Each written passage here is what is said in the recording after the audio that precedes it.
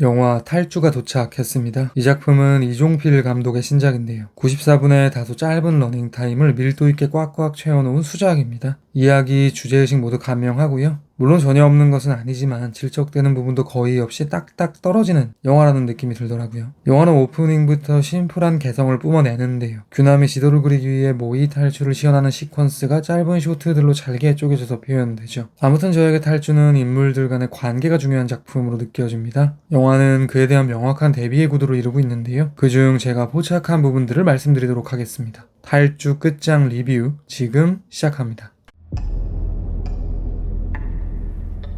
기남아, 너 탈주할 박력 있는 종자는 아니잖아.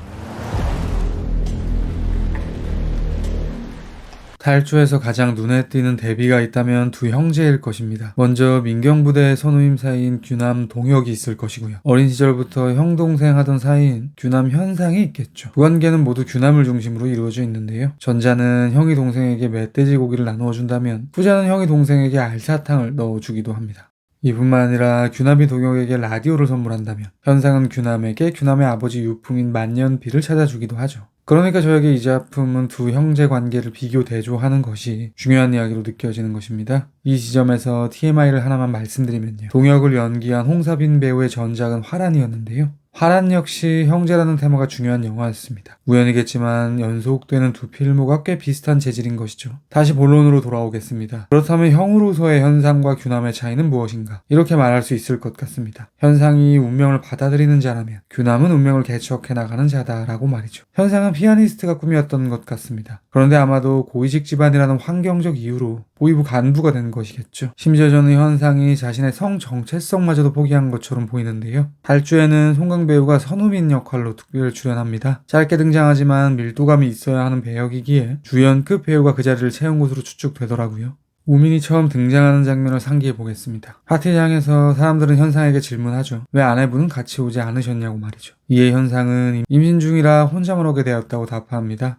아내의 부재에 대해 거론하는 바로 그 순간 현상의 의미심장한 시점 쇼트 속에 담배를 태우고 있는 우민이 들어오는데요. 그러니까 빈 아내의 자리를 채우는 것은 우민인 것입니다. 비약일지도 모르겠지만 저는 러시아 유학 시절 둘 사이에 높은 확률로 로맨스가 있었을 것이라 추측합니다. 사실 첫 등장에서 묘한 톤으로 립밤을 바른다든지 등등 탈주에는 현상이 성적으로 비밀을 내포한 것처럼 느껴지는 터치가 있기도 하죠. 그러니까 이렇게 현상은 자신이 원하는 모든 것을 포기하고 운명을 받아들인 인물인 것입니다. 반면에 규남은 자신의 운명을 본인이 직접 결정하려는 사람입니다. 일단 월남을 하겠다는 작심부터가 그에 대한 방증이겠죠. 규남은 현상에게 이렇게 말합니다. 여기에 있으면 실패조차 내 맘대로 하지 못하지만 남쪽으로 가면 실패라는 것을 해볼 수 있다고 말이죠. 무엇인가에 대해 실패를 하기 위해선 도전과 선택이 선행되어야 할 것입니다. 그러니까 규남은 설령 뜻대로 되지 않을지라도 계속 시도해보려고 발버둥치는 사람인 것입니다. 삶을 받아들이라고 말하는 현상과는 대척점에 있는 것이죠. 당연히 영화는 두 입장 중 규남 쪽을 지지하고 있는데요. 그가 탈주에 성공한다는 결말에서 이미 창작자의 견해가 드러난다고 볼 수 있겠죠.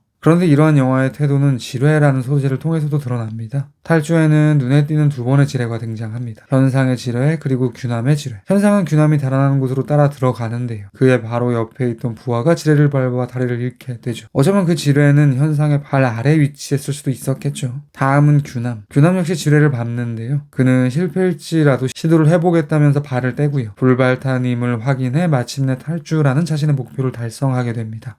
저에게는 영화가 두 가지 선택지를 제시하고 있는 것처럼 느껴지더라고요. 운명에 순응하고 살면서 무방비로 비극을 맞이할 것이냐, 운명과 씨름하면서 설령 비극 앞에 서게 될지라도 선택만큼은 내가 할 것이냐라고 말이죠. 결국 현상은 회심한 것 같습니다. 피아노를 치던 손가락, 총을 쥐던 손가락을 경유하여 도착한 남북 경계선 앞에서 꿈틀거리는 규남의 손가락을 복도하고 말이죠. 어쩌면 규남에게 운명을 개척하는 가치관을 심어준 것은 현상일지도 모르겠습니다. 어린 시절 현상이 선물한 아문센에 관한 책이 규남에게 탐험가라는 꿈을 심어준 것일 테니까요. 그러니까 탈주는 자신을 구원해준 형을 동생이 다시 구원해주는 영화인 것입니다. 규남이 동혁에게 선물한 라디오가 다시 규남에게 돌아와 길잡이가 되어준 것처럼 말이죠. 남한으로 가실 거디요.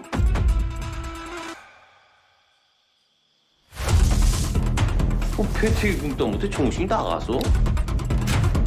저에게 탈주는 사운드에 대한 애정 어린 터치가 있는 작품처럼 느껴지는데요. 우선 현상과 규남 모두 음악을 통해 위로를 받습니다. 현상의 차 안에서 쇼팽의 곡을 감상했다면 규남은 초소에서 자이언티의 양화 대교를 듣죠. 그들이 각각 임무를 수행하는 방법도 소리를 경유합니다. 현상은 총의 물방울이 부딪히면서 만들어지는 음을 이용해 타깃의 위치를 파악하고요. 규남은 자신이 동혁에게 선물했던 라디오 주파수를 이용해 탈출로를 모색하니까요. 이런 이해도 인상 깊은데요. 현상 패거리로부터 달아난 규남과 동혁은 유랑민을 맞닥뜨리게 됩니다. 그들은 신원 확인을 위해 동혁이 갇혀있던 부대에 함께 감금되어 있던 한 인물에 대해 묻는데요. 유랑민 중 한 인물의 동생이었죠. 아무튼 동혁은 그를 기억해내며 이렇게 말합니다. 벽을 보며 살아야 한다라고 반복적으로 혼잣말을 대뇌이던 사람이 있었다고 말이죠. 그러니까 청각 정보 덕분에 규남과 동혁은 유랑민에게 신뢰를 얻을 수 있는 것입니다. 규남이 남북 경계 지점에 도착했을 때 구조 요청을 하는 방식도 귀순자용 전화기였죠. 역시 사운드를 통합니다. 반면에 영화는 시각에 대해서는 다소 부정적인 태도를 취하고 있는 것처럼 느껴지기도 하는데요. 우선 동혁의 면면이 그렇습니다. 꽤 오랜 시간 준비한 듯 추정되는 규남의 탈주가 어긋나기 시작한 것은 솔직히 까놓고 말하면 동혁이 모의 탈주를 행하는 규남을 목격했기 때문입니다. 그로 인해 동혁은 자신도 데리고 가달라고 하게 되고요. 붙잡히게 되는 단초를 만들게 되죠. 그러니까 동혁의 시각이 이를 그르친 것입니다. 유랑민이 동생 구출을 위해 갇혀있던 부대의 면면을 알려달라고 하자 동혁은 자신이 본 것을 답해주는데요.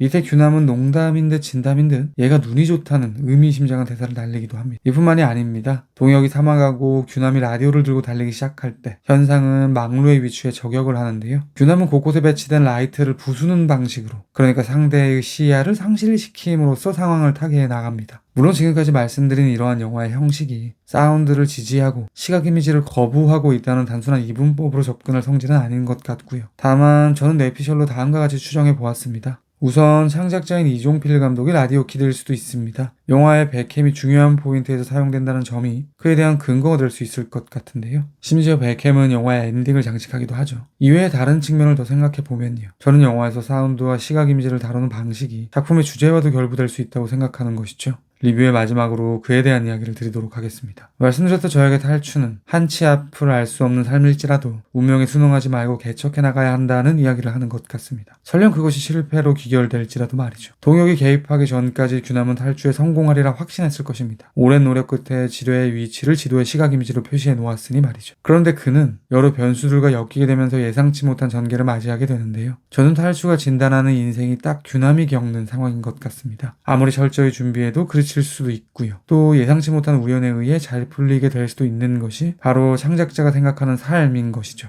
비유적으로 표현해 인간의 삶은 시각이라는 명확한 정보가 없는 암흑 속에서 사운드라는 희미한 정보만으로 살아가는 것이라고 해야 될까요? 다만 그러한 결여된 삶일지라도 이 작품은 나아가라고 말하고 있습니다. 물론 지금까지 추정한 제 의견이 다소 억지스러울 수도 있는데요. 그럼에도 불구하고 저는 탈주가 직조하는 시각과 사운드가 그렇게 들리더라고요. 탈주에 대한 제 별점은 별 3개 반이고요. 한 줄 평은 다음과 같습니다. 동생을 구원했던 형, 형을 구원하는 동생. 제가 100% 확답을 드리지는 못하겠지만 아마도 다음 리뷰는 지금 보여드릴 이 영화가 되지 않을까 싶습니다. 그리고 당연한 이야기지만 그 어떤 영화라 해도 언제나 영화는 제 리뷰보다 무조건 위대합니다. 들어주셔서 감사합니다.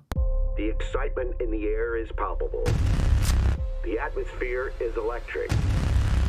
A celebration of history in the making.